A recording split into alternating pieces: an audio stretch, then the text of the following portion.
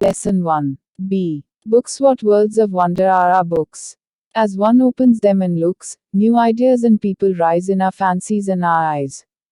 The room we sit in melts away, and we find ourselves at play with someone who, before the end, may become our chosen friend. Or we sail along the page to some other land or age.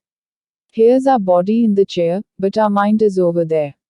Each book is a magic box, which with a touch a child unlocks. In between their outside covers, books hold all things for their lovers. Elena Fagen.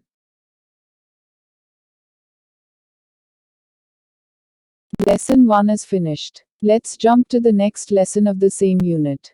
Lesson 2. A. Two mothers. Remembered I had two mothers. Two mothers. I claim two different people, yet with the same name.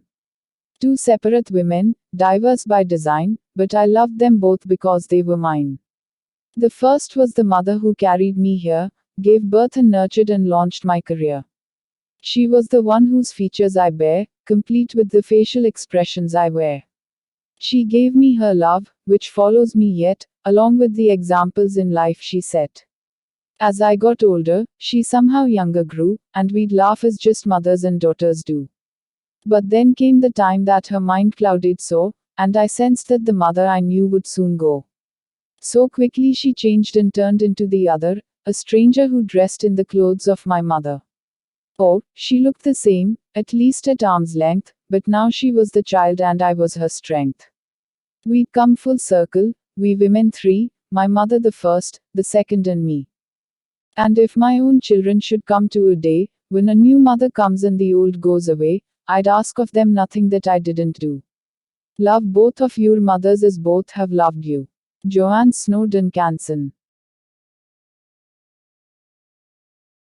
Lesson 2 is finished. Let's jump to the next lesson of the same unit.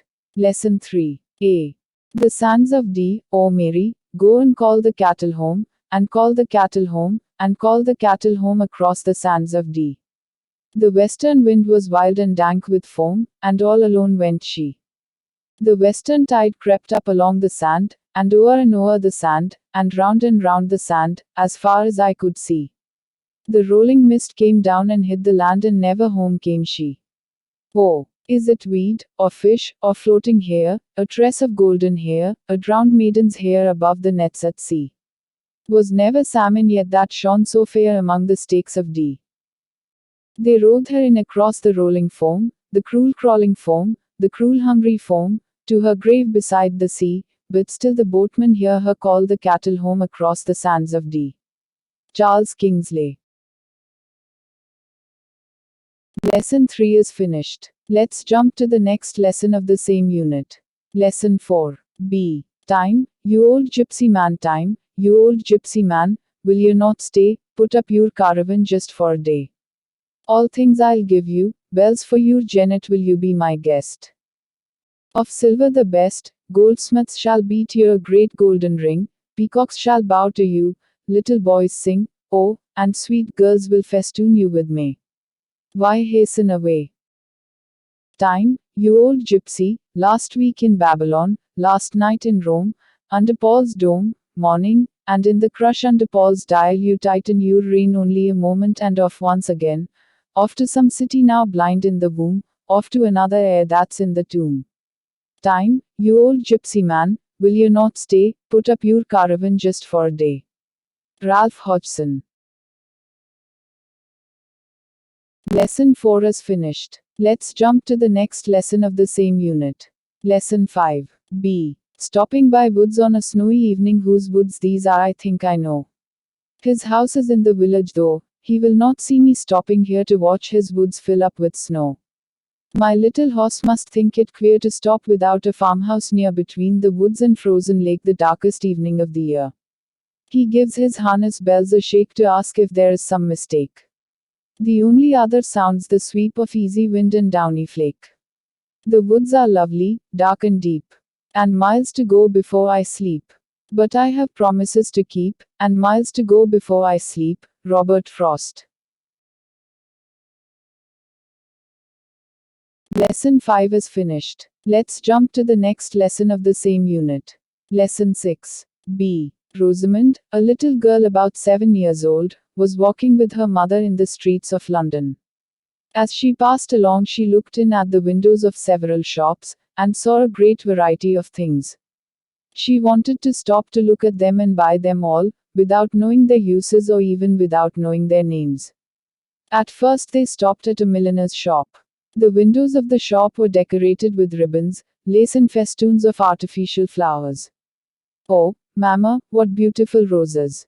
Won't you buy some of them? No, my dear. Why? Because I don't want them. They are not real flowers. They went a little further and came to a jeweler's shop. In it were a great many pretty, bright ornaments of little value, set beautifully behind the glass. Manima, will you buy some of these? Which of them, Rosamond? Which? I don't know which. Look at those carrings, that necklace, those pendants. Any of them will do, they are so pretty. Yes, they are all pretty, but of what use would they be to me? I am sure, Mamma, you could find some use if you only bought them first. But I would rather find out the use first. Though a little disheartened, Rosamond kept on looking at the shops and tried to persuade her mother to buy this or that. Mamma, buckles are very useful things. Please buy some. I have a pair of buckles. I don't need any now. So saying, her mother walked on. Lesson 6 is finished. Let's jump to the next lesson of the same unit. Lesson 7. A. This time Rosamond was really disappointed as her mother wanted nothing. However, while they were passing by a chemist's shop, she saw some jars, blue, green, red, yellow, and purple, and she seemed to have a fascination for a purple jar. But her mother answered as before, of what use would they be to me, Rosamond? Oh, Mamma, I would use it for a flower pot. But you have a flower pot, and the jar you are dying for buying is not a flower pot. Yet, Mamma, I like it so much. Then suddenly she cried, ouch! A stone, Mamma, a stone has got in my shoe. It hurts. Oh, how did it get there? See, there's a hole in my shoe, Mamma. In fact, my shoes are quite worn out. Would you be so good as to buy me another pair? But, Rosamond, I haven't got money enough to buy shoes, jars, jewelry, buckles, and all that you wish to buy. Rosamond became sad again. Her mind flashed back to all those beautiful things she had seen that morning. But, Mamma, I like the purple jar very much. And now my foot hurts. Could you buy me only these two things, the jar and a pair of shoes, please? No, Rosamond, you can buy only one thing. However, you may buy the other thing next month. And you have to decide which one you would like to buy now. I need the shoes badly, Rosamond began to argue with herself, but my heart is in that beautiful jar. Then looking at her shoes, she told her mother, these shoes are not so bad, except for the hole in one. I think I can make them last till the end of the month, can't I? Don't you think so, Mamma? I want you to think for yourself, dear. Okay, if you please, I would like to have the purple jar. Very well, you will have it. Lesson 7 is finished. Let's jump to the next lesson of the same unit. Lesson 8. A. Rosamond and her mother were going back to the chemist's shop. As they were walking, Rosamond had to stop once again to take another stone out of the broken shoe, and she often limped with pain. When they got back to the shop, Rosamond's mother asked her to carefully examine the jar before she bought it. But Rosamond was so excited that she bought it even without looking at what was inside the jar. Happily she came back home with her mother. Then Rosamond quickly brought some flowers from the garden and was going to put them into the jar. But as soon as she took the top off, she saw something dark inside, which gave off an unpleasant smell. What is it, Mamma? I didn't want this black thing and the terrible smell. Nor did I, my dear. But what shall I do with it? That I can't tell. Okay, Mamma, I must pour it out and fill the jar with fresh water. Then she made the jar empty. But to her great disappointment, she found that it was no longer a purple jar, it was a plain white glass jar. With its colored water gone, the jar did no longer look beautiful. Rosamond cried with tears of disappointment in her eyes. She also cried for her folly. Every day her shoes grew worse and worse, and she could neither run, dance, jump, nor go shopping with her mother. Thus Rosamond suffered for a whole month and learned a lesson the hard way. She hoped that she would be wiser in future. Adapted from The Purple Jar by Maria Edgeworth. Lesson 8 is finished. Let's jump to the next lesson of the same unit. Lesson 9. B. Once upon a time in Venice, Italy, there was a very rich merchant named Antonio. He had many ships that sailed in the sea. His ships carried different types of merchandise to other countries. He sold those goods there. He bought spices and other valuables from foreign countries and sold them in Venice. Antonio was a good and kind man. He always helped the poor. The people of Venice loved him very much for his honesty and kindness. Antonio had a close friend named Bassanio. He was a handsome young man and was born in a noble family. Bassanio liked to live a very luxurious life. He loved grandeur and style. He spent more money than he earned. As a result, he was very often short of money. In such situations, Bassanio would go to his best friend Antonio for help. Antonio would help him with cash. It so happened that Bassanio fell in love with a wealthy lady named Portia. Portia was known not only for her beauty but also for her wisdom. She was soft towards Bassanio too. He wanted to visit Portia in a grand manner but he did not have any money. So he went to Antonio. Bassanio said, "Dear friend Antonio, I am in great need of some money. I would like to visit Portia at Belmont, grandly dressed and with many servants. But I don't have any money right now. Please help me to fulfill my intention." Antonio said, "This is not a problem, my friend. How much do you need?" 3,000 ducats Venetian currency will do. I don't have that much money with me now as all my ships have gone out in the sea with merchandise. But don't worry, my friend, I'll arrange 3,000 ducats for you. So he decided to borrow the sum from a moneylender named Shylock. Shylock was a very crooked man. Antonio and Shylock hated each other. Shylock used to lend money with high interest. He would even send the debtor to prison if the latter failed to pay his debt. On the contrary, Antonio used to lend money to help those who needed it and would not charge any interest. Shylock agreed to lend him money but on one condition. If he failed to repay the money in 3 months' time, he would pay a penalty. Shylock would cut a pound of flesh from any part of Antonio's body. Antonio willingly agreed, thinking that his ships would soon return with all the rich merchandise and he could easily return the money to Shylock by selling them.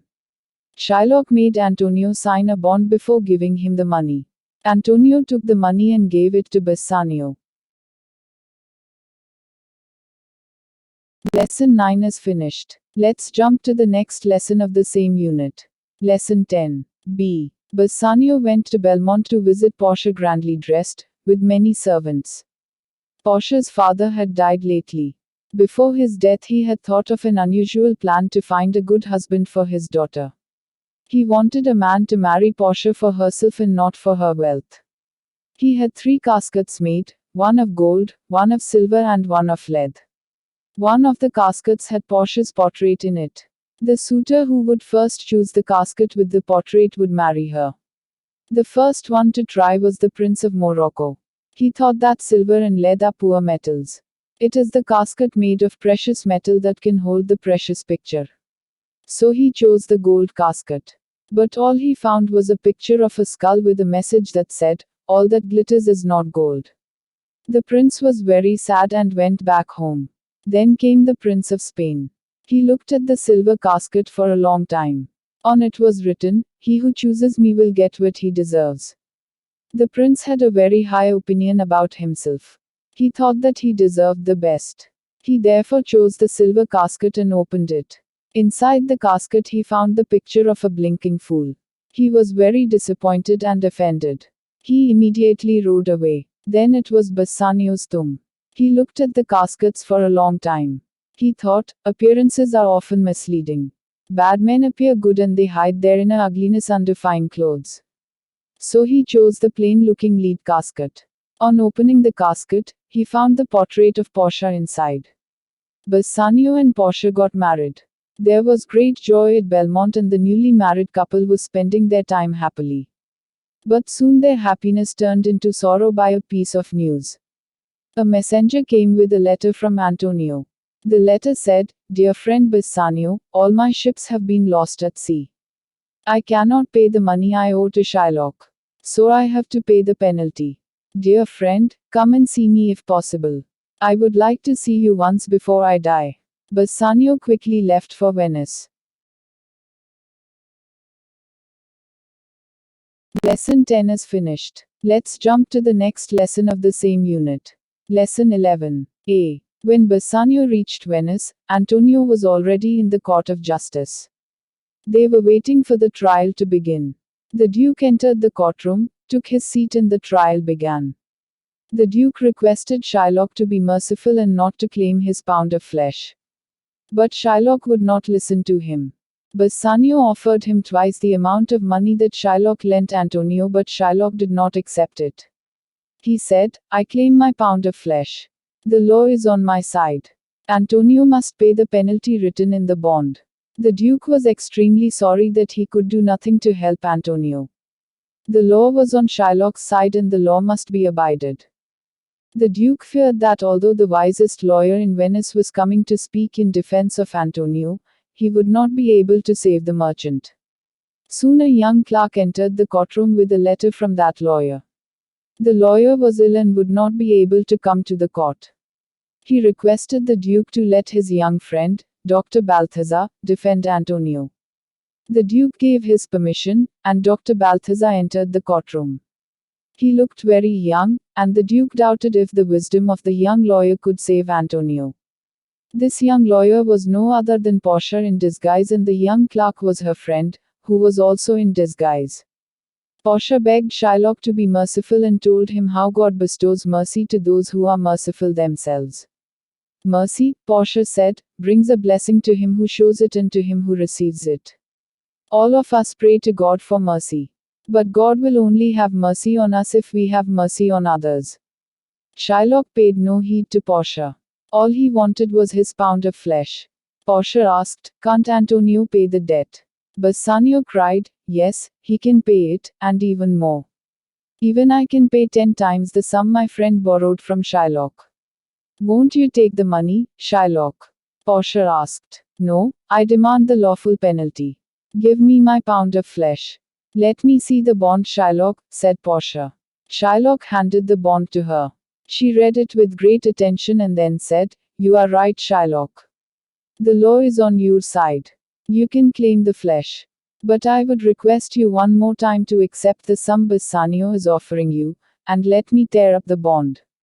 But Shylock would not give up his claim. Portia then turned towards Antonio and said, "Get ready, Antonio, for Shylock to cut his pound of flesh. The law gives it to him." Shylock was filled with joy on hearing what Portia said. He began to praise Portia in disguise, for her wisdom and righteousness. He cried out, "O noble judge! O excellent young man, you are a second Daniel, who has come to this earth." Portia urged Shylock to cut the pound of flesh he demanded. Delighted, Shylock walked towards Antonio with a knife in hand. He told Antonio to uncover his chest. But as he was about to cut Antonio's flesh, Portia stopped him. She cried out, "Wait a second, Shylock. Never forget there is no mention of blood in the bond. Therefore, you cannot shed a single drop of blood while you cut your pound of flesh, or else you pay the penalty. And the penalty is, the state will take your property from you. You lose everything that you have now, Shylock." Shylock understood it was not possible for him to cut a pound of flesh without shedding blood. He was defeated by the wise lawyer. He hung his head and without another word left the courtroom. Thus Antonio's life was saved.